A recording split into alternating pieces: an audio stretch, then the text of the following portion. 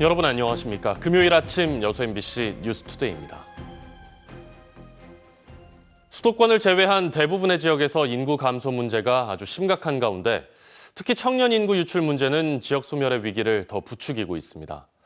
이처럼 고질적인 지역의 인구 문제 해결을 위해 지방 대학과의 상생 협력을 통한 해법을 모색해야 한다는 주장이 제기돼 눈길을 끌고 있습니다. 최우식 기자가 보도합니다. 현재 전남 도내에서 심각한 인구 감소 지역은 16곳. 인구 이동은 주로 군 단위에서 거점 도시로, 지역 거점 시 단위 도시에서 대도시로 진행되고 있고 청년 인구 유출이 인구 감소를 주도하고 있습니다. 실제로 전남의 인구는 2017년 189만여 명에서 지난달 현재 182만여 명으로 5년 새 7만 명이 줄었습니다. 특히 만 18세에서 39세의 청년층 인구 유출이 5년간 5만여 명에 이릅니다. 최근 전라남도가 인구 200만 회복을 선언하고 지역과 대학이 참여하는 상생협력단을 구성한 것도 청년 인구 유출을 막기 위한 포석입니다. 하지만 별다른 성과가 없다는 게 문제입니다. 전남도의회 강문성 의원은 근본적인 문제 해결을 위해 상생협력단에 지역 기업도 참여시켜야 한다고 제안했습니다. 청년 인구 유출을 막기 위해 지방대학의 육성이 반드시 필요한데 여기에 기업의 역할이 더해져야 한다는 주장입니다. 전남도와 지역대학의 상생협력 추진단을 구성해서 지역기업이 적극 참여하는 관산학 협력 체제로 확대 구성해서 실효성 있는 논의가 이루어질 수 있도록. 청년 인구 유출의 원인이 1차적으로는 대학 진학 단계에서 나타나고 이후 구직 단계에서 2차 유출로 이어지기 때문입니다. 윤석열 정부 대학 정책의 핵심도 지자체와 대학, 지역 기업이 상생할 수 있는 체계를 구축하는 데 있다는 점도 중요한 대목입니다. 학업과 직업의 문제를 풀고 대학과 기업을 연결하는 전라남도 역할에 청년 인구 유출의 해법이 달려 있습니다. MBC 뉴스 최우식입니다. 내년에 열리는 순천만 국제정원박람회와 관련해 도비 100억 원이 추가로 지원됩니다. 전라남도는 기존 도 지원금 178억 원에 더해 동천 뱃길 조성과 순천 교량교 재가설 등 6개 사업에 100억 원을 추가로 지원할 예정이라고 밝혔습니다. 전남도는 박람회 개최로 1조 5천억 원의 경제적 효과가 예상된다며 순천시와의 협력 체계를 강화하겠다고 덧붙였습니다.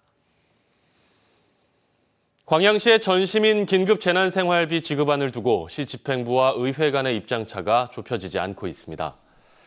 광양시가 전시민 대상 4차 긴급재난생활비 지급을 추진하고 있는 가운데 정인화 광양시장은 시의회 2020년 하반기 시정 업무 보고 자리에서 시의 생애주기별 맞춤형 복지 플랫폼의 구축을 위해 선별적 지급 방식인 보육, 교육, 재난지원금의 지급이 필요하다고 강조했습니다. 이에 대해 시의회는 긴급재난생활비 지급의 필요성에는 공감하면서도 지급 방식을 모든 시민에게 40만 원을 지급하는 보편적 지급 방식을 적용해야 한다는 입장을 고수하고 있습니다. 현대제철 순천공장 불법 파견 소송에서 법원이 비정규직 노동자들의 손을 들어줬습니다. 6년 2개월 만에 내려진 승소 판결을 두고 노동자들은 크게 환영하며 현대제철의 직접 고용을 촉구했습니다. 문형철 기자입니다. 현대제철 불법 파견에 대한 1심 재판에서 법원이 노동자들의 손을 들어줬습니다.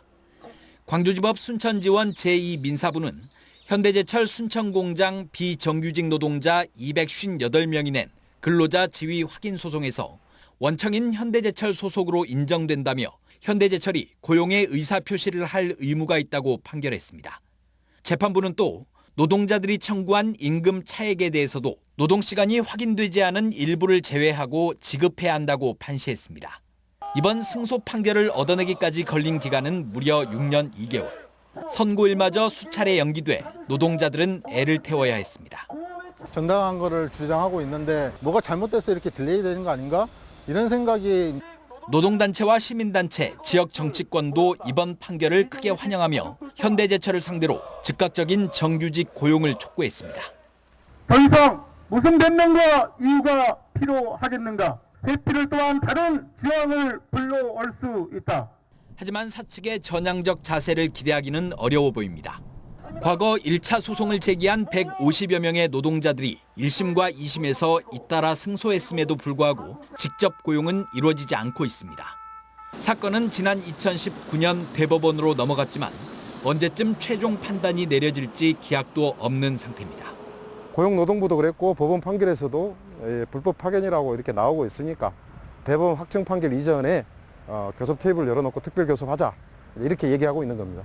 한편 이번 판결에 대해 현대제철은 재판부의 판단을 존중한다면서도 법리적으로 다툼의 여지가 있다며 항소하겠다는 뜻을 밝혔습니다. MBC 뉴스 문형철입니다. 자신이 매입한 토지 주변 도로 개선 사업을 벌인 전남도 의원을 경찰이 조사하고 있습니다.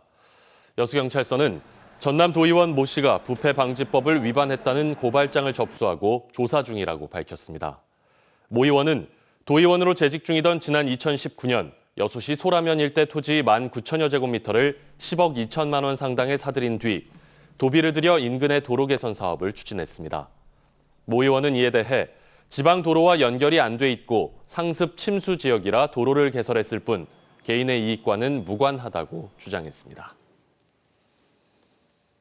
여름 휴가철을 맞아 여수 밤바다 낭만 버스킹 공연이 월요일을 제외하고 매일 저녁 펼쳐집니다. 여수시는 오는 26일부터 다음 달 21일까지 해양공원과 낭만포차 등 4곳에서 통기타와 댄스, 무용, 낭만바다 노래방 등 특화된 장르의 수준 높은 공연들로 꾸며진 여수 밤바다 낭만 버스킹 공연이 월요일을 제외한 매일 저녁 진행된다고 밝혔습니다. 여수시는 휴가철 매일 공연을 진행해 시민과 관광객들에게 낭만의 밤을 선사할 예정이며 지역 상권 회복에도 도움이 될 것으로 기대하고 있습니다. 5명이 숨진 곡성 산사태와 관련해 검찰은 혐의 입증을 위해 전문기관의 감정이 필요하다며 사건이 발생한 지 2년이 다 되도록 피의자를 재판에 넘기지 않고 있었습니다. MBC 취재 결과 검찰 요청을 받은 해당 기관은 이 사안을 조사할 권한도 없었던 것으로 확인됐습니다. 검찰이 제대로 수사를 하고 있는 것인지 의문이 나올 수밖에 없습니다. 우종훈 기자입니다. 5명이 숨진 곡성 산사태에 대해 합동수사본부까지 꾸려 수사한 경찰의 판단은 인재였습니다. 2달여에 걸쳐 토목 관련 전문가로 구성된 경찰청의 자문 등을 구한 결과 인근의 국도 확장공사 관계자들이 안전조치를 하지 않아 사고가 발생했다는 것이었습니다. 인재가 되면은 거기에 관련된 분들은 돌아가시는 분들이 뭔 죄가 있었겠습니까? 하지만 사건을 넘겨받은 검찰은 이로부터 8개월 뒤 돌연 시한부 기소 중지 결정을 내립니다. 피의자들이 책임을 완강히 부인해 전문기관의 감정 결과가 나올 때까지 재판에 넘기는 절차를 잠시 멈출 필요가 있다는 것이었습니다. 검찰이 감정을 맡긴 곳은 한국산업안전보건공단 전남 동부지사. 최근 이 기관은 검찰에 감정 요청에 대한 두 문장의 회신을 보냈는데 내용은 황당했습니다. 해당 기관은 산업재해로 노동자가 사망한 사건을 조사하는 곳으로 이 사안의 경우 주민이 숨진 것이어서 조사가 어렵다는 내용이었습니다.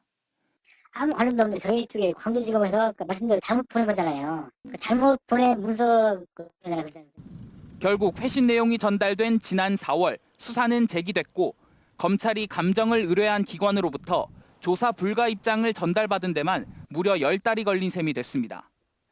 이에 대해 검찰은 중대재해 전문성이 있는 해당 기관 관계자와 충분한 상담을 했다면서 담당 검사들이 감정조사의 진척 상황을 살폈는지는 확인되지 않는다고 해명했습니다. 또 조사를 신속히 진행해 사안을 종결시킬 수 있도록 노력 중이라고 덧붙였습니다.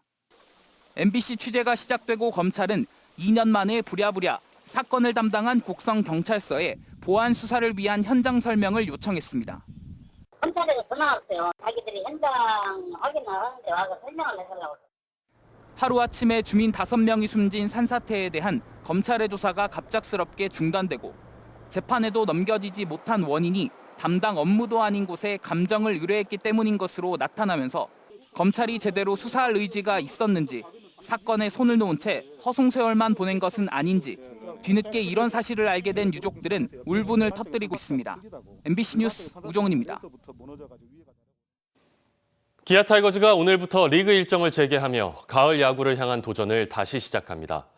전력 재정비의 시간을 가진 기아 타이거즈, 후반기에 더욱 강해진 모습으로 팬들의 기대에 부응할 수 있을까요? 조현성 기자의 보도입니다. 올 시즌 화끈한 공격야구로 팬들의 시선을 붙잡은 기아 타이거즈. 전반기 막판 연패에 빠졌다가 다시 반등하는 모습을 보이며 후반기에 대한 기대를 키웠습니다. 현재 팀 순위는 4위 KT에 2게임 차 뒤져 있는 5위. 기아로선 외국인 선수들의 가세에 큰 기대를 걸고 있습니다. 새 외국인 투수 파노니가 합류한 가운데 부상으로 이탈했던 놀린과 소크라테스는 각각 빠르면 이달 말이나 다음 달 초 복귀가 예상되고 있습니다.